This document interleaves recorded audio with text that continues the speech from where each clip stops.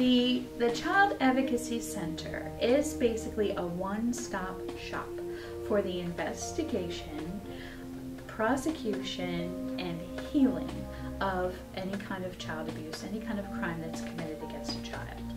So on staff we have victim advocates and mental health professionals, but we provide a space for other professions, medical professionals, prosecution professionals, whether they be from the district attorney's office, from the FBI, from the National Center for Missing and Exploited Children.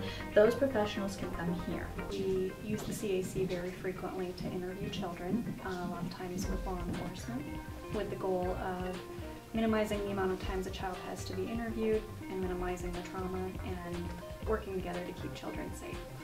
Prior to a child advocacy center being formed in a particular county, what would happen is when a child abuse allegation came in, a child would be interviewed by a police officer, by a child abuse investigator through the Department of Social Services, potentially by a doctor, by a nurse, by a counselor.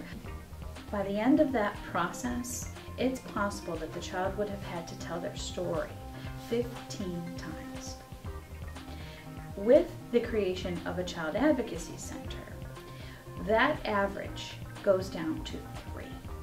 So if we're doing our job the right way, if we're doing it in the best interest of the child so that it can reduce the trauma and reduce the number of times that they have to tell their story, the best scenario is that a child would come in to a Child Advocacy Center, be received with a child-friendly atmosphere where there's toys and developmentally appropriate things for the children to play with, that a law enforcement officer or a Department of Social Services investigator will be at the CAC to greet the child, to take them through the forensic interview process, and they do their investigation together.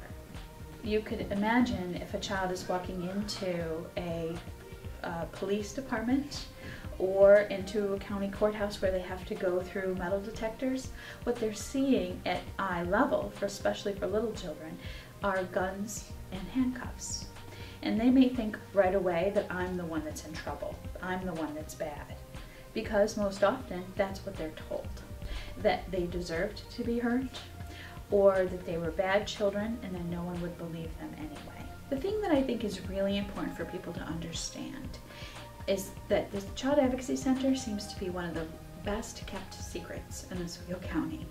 There are professionals who get together to respond to any kind of allegation, whether they be true or not true. The whole purpose is to get to the truth, what is happening. And if something is happening to children, then we need to respond so that we can stop crimes from happening to children. And even though these professionals are very dedicated and hardworking people devoted to their distinct professions, we can't do this alone. We do need help from other citizens to see what's happening to kids, to report to about what's happening to kids.